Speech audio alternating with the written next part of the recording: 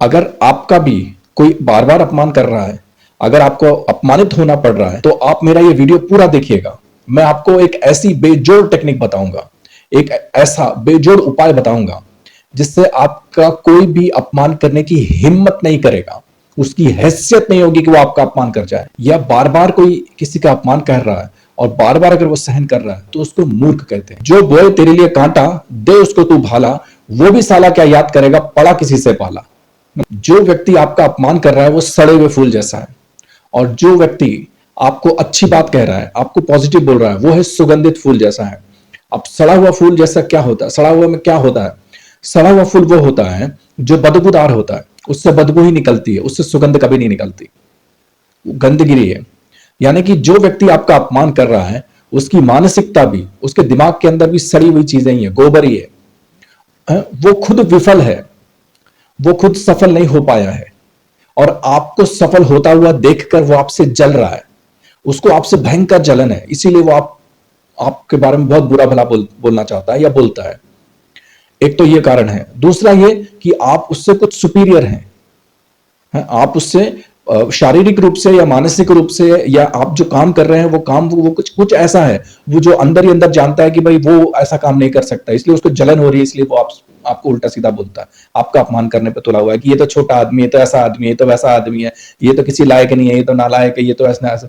तो ये ऐसा कुछ भी बोलेगा क्योंकि वो आपसे जलता है। अगर किसी को कभी कांटा भी चुभ गया तो कांटे को गाली देता है पकड़ के ऐसे निकाल के कि भाई तू कांटा, तू बहुत हरामी है, तू तो बेकार है, तू साले चुभता ही रहता है, तेरा कोई काम नहीं है। नहीं, क्योंकि उससे कुछ रिएक्शन नहीं आएगा। आप मेरी बात समझिए, मैं जो आपको सिखा रहा हूं बहुत बहुत अच्छी चीज सिखा रहा हूं, ऐसी चीज कोई सिखाएगा नहीं। जिन चीजों से किसी को रिएक्शन नहीं मिलता है वो उसको कुछ बोलते ही नहीं है। मान लीजिए आपको आप सड़क पर जा रहे हैं, कुछ पत्थर लग गया आपको, और पत्थर लग के अगर आप गिर गए तो क्या पत्थर को गाली देना शुरू करेंगे? आप पत्थर को बोलना शुरू करेंगे कि भाई तू बेकार है, तू हरामी है, तू गद्दार है, साले बीच में क्यों पड़ा हुआ है, साला निकम्मा, तेरे पिछले जन्म के पाप है इसलिए साले तू ऐसा पड़ा हुआ है। नहीं, आप ऐसा नहीं बोलेंगे, और कोई भी ऐसा नहीं बोलेगा। एक ही व्यक्ति ऐसा बोलेगा जो आदमी दारू पिया हुआ होगा।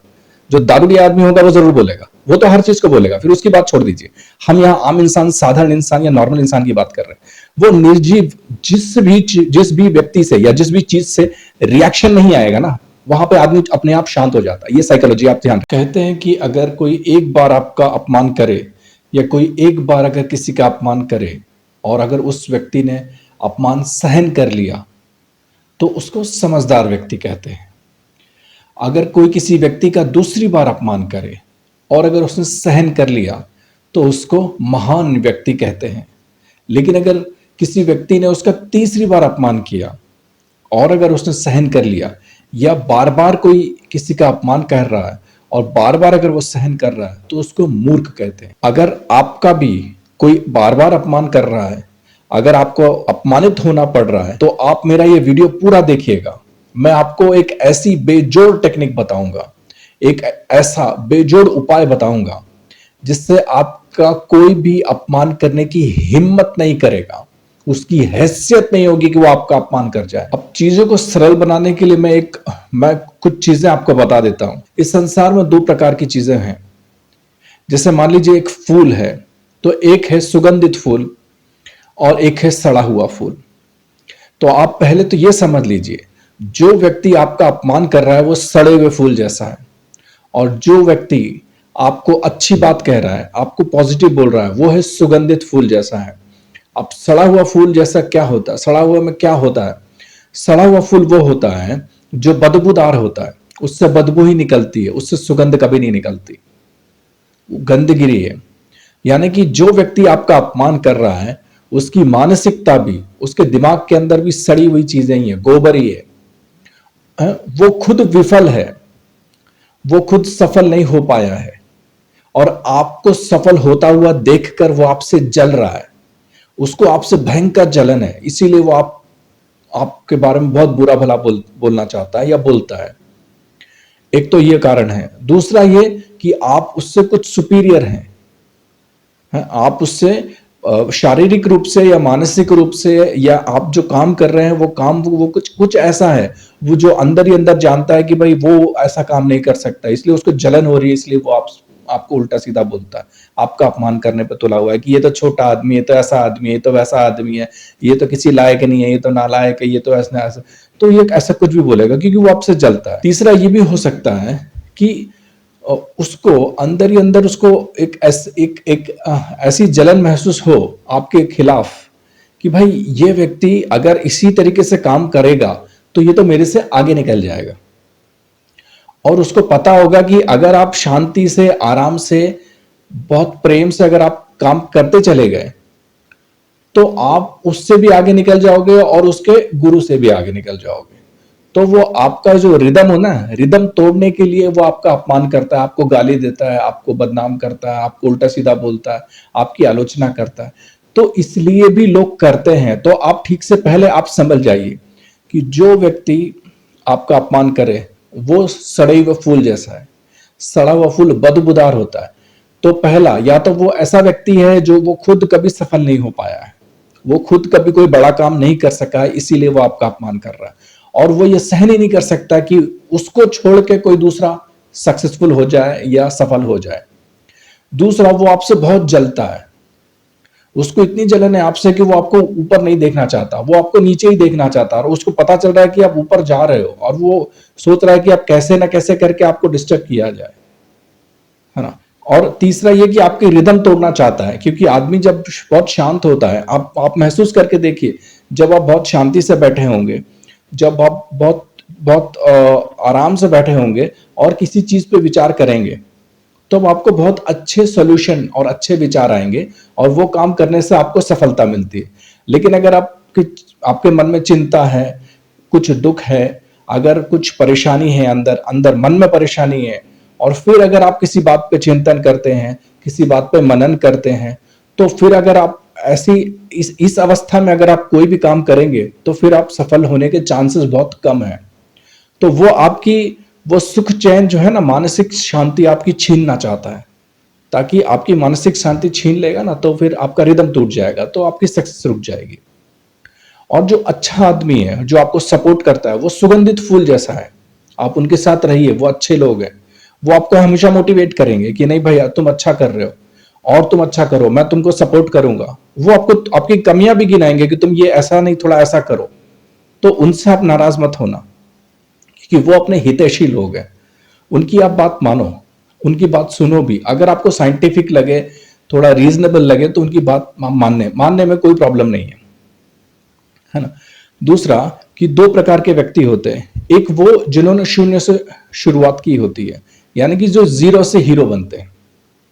जैसे कि आप अपनी अपनी अपनी अपनी मेहनत से, अपनी लगन से, ईमानदारी से काम करके आप धीरे धीरे ऊपर उठ रहे हैं या उठने का प्रयास कर रहे हैं। दूसरे वो लोग जो दूसरों के तलवे चाट के, बेईमानी से, गद्दारी से, इसकी चुगली करो, उसकी चुगली करो, इसका ऐसा गलत बोलो, उसका वैसा गलत बोलो, ऐसा कर करके जो आगे बढ़ रहे हैं ना, तो ऐसे लोग वो आपकी बुराई करेंगे, क्योंकि वो उनका काम वही है। तो जो शून्य से, जो यानी कि जो जीरो से हीरो बना हुआ है, या जैसे जो अपनी मेहनत से, अपनी हिम्मत से, अपनी लगन से ऊपर उठने की कोशिश कर रहा है या ऊपर उठ रहा है, ऐसे लोगों की आप संगत करेंगे, ऐसे लोगों के साथ में रहेंगे, क्योंकि आप खुद वैसे हैं, क्योंकि आप खुद जीरो से हीरो बन रहे हैं, तो आपको बहुत फायदा होगा। ऐसे लोग आपको कभी भी कुछ बोलेंगे नहीं। लेकिन जो लोग तलवे चाटते हैं, एक दूसरे की बुराई करते हैं, इधर उधर की बातें करते रहते हैं, ऐसे लोग, वो उनका तो काम ही है। अब जैसे कुत्ता है ना, भौंकता रहता है इधर उधर, कहीं भी देखते भौंकता रहता है, वैसा ही है। तो उनको आप इग्नोर कर दीजिए। अब देखिए, एक चीज संसार की है जो आप ठीक से समझ लीजिए कि संसार में जहां चमत्कार को ही नमस्कार होता है, जहां चमत्कार है वहां नमस्कार है। तो अगर आप सचमुच सफलता पाना चाहते हैं तो चुप रहिए, अपनी योजना मत बताइए किसी को कि आप क्या कर रहे हैं। ठीक से अपना अपना लक्ष्य बनाइए, लक्ष्य पर कैसे पहुंचना है, कितने मार्ग हैं, उन मार्गों में से एक मार्ग चुन लीजिए जो आपके अनुकूल हो, आपके लिए सबसे आसान हो, सबसे सही रास्ता हो।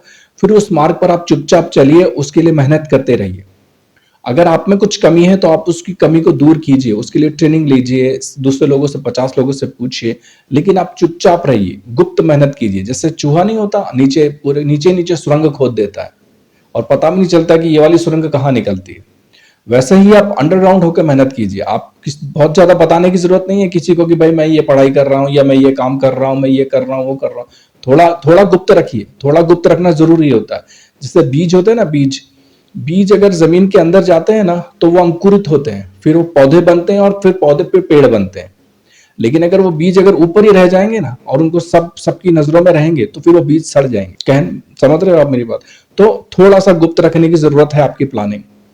और इसीलिए कह रहा हूं, आप चमत्कार करेंगे तभी लोग आपको नमस्कार करेंगे।